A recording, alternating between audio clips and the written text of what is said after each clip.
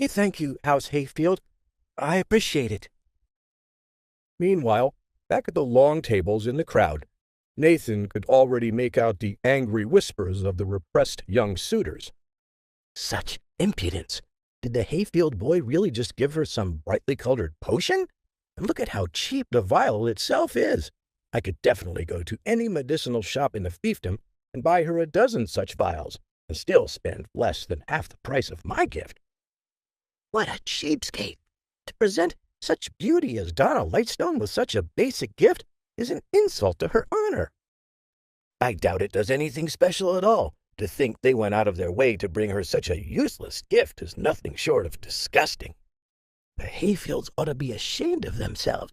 Somebody get them out of here.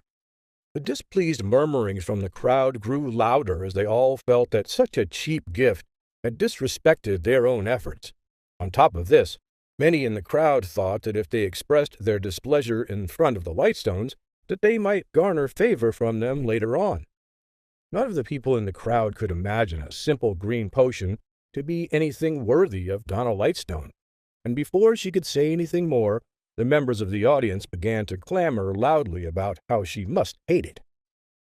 Nathan maintained his smile and did not refute any of the words shouted towards them from the rest of the great hall.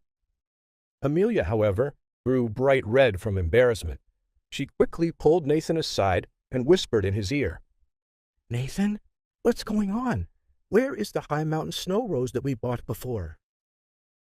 Sir Ian frowned at Nathan and Amelia as the crowd continued murmuring. Uh-oh, this isn't good. Could something have happened to the snow rose? Did Nathan get in some sort of trouble and then lose it? What's happening right now? Donna Lightstone, however, maintained her own smile. She was extremely polite, and although she found the green potion in her hands to be a strange gift, she was more upset that all her guests were making such a fuss. Donna stood up, frowned, and addressed the noisy crowd. Everyone, please calm down at once. None of this matters as much as you think it does. I'd much rather have an unorthodox gift than a belligerent presenter. Please, this ruckus is unnecessary, and those who can't remain respectful must leave.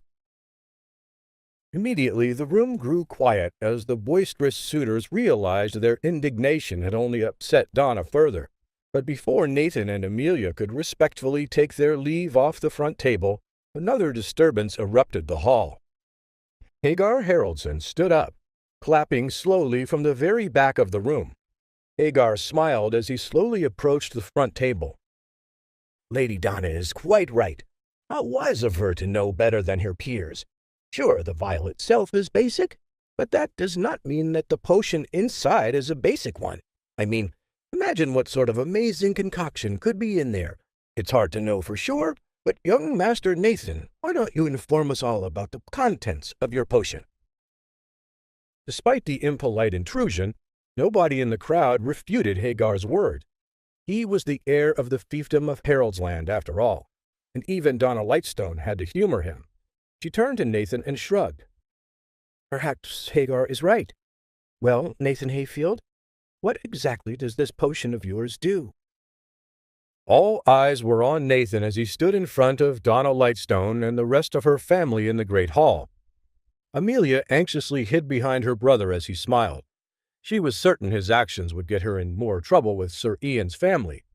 She would have loved to chew him out for it, were it not for the fact that hundreds of people were waiting for Nathan to explain himself and his potion.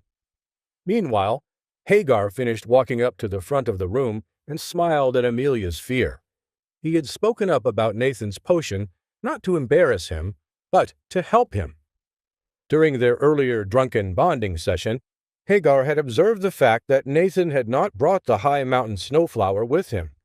Nathan had tried to hide the truth from Hagar, but his relaxed self-confidence gave him away. Nathan had then whispered his intentions to Hagar, and so now Hagar was simply following his new friend's wishes. After all, Hagar's question now gave Nathan a chance to show off his gift to everyone in the great hall, including the High Lord Lightstone himself. Hagar shook his head in awe as Nathan strode forward and took the potion vial back from Donna, holding it up for all to see.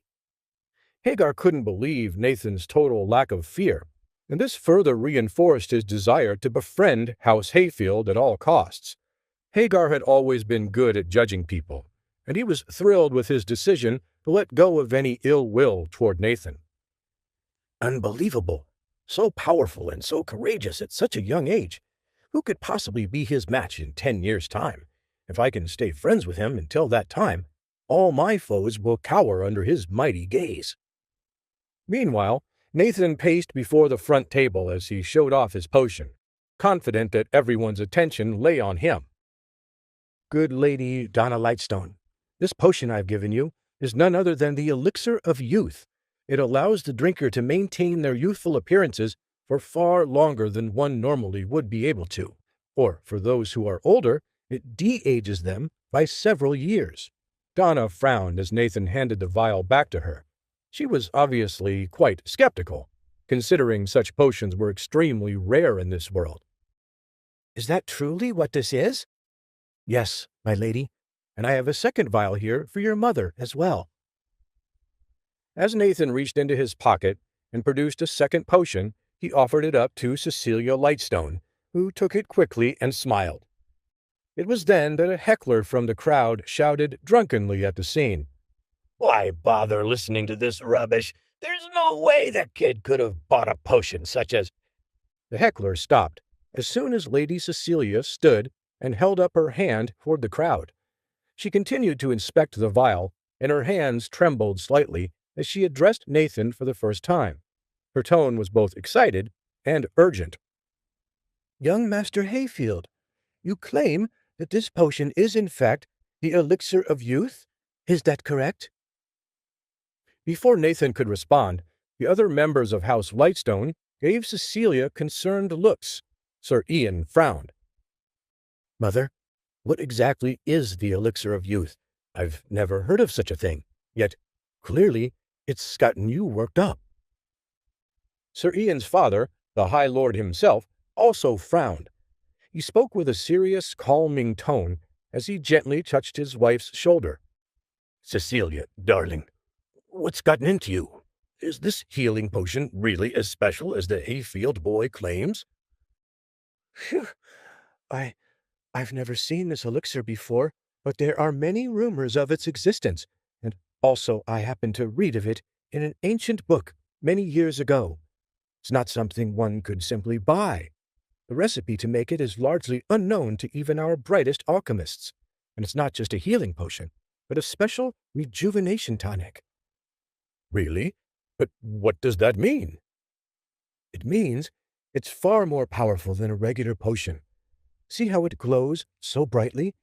It's said that anyone who drinks it will regain a youthful appearance, and some claim that it can even make a 60-year-old woman look 30 years younger. Donna's eyebrows raised with excitement. But, Mother, what does that mean for me?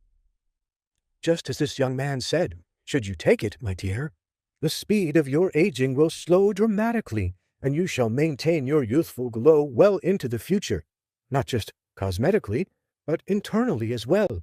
Imagine what a blessing that would be.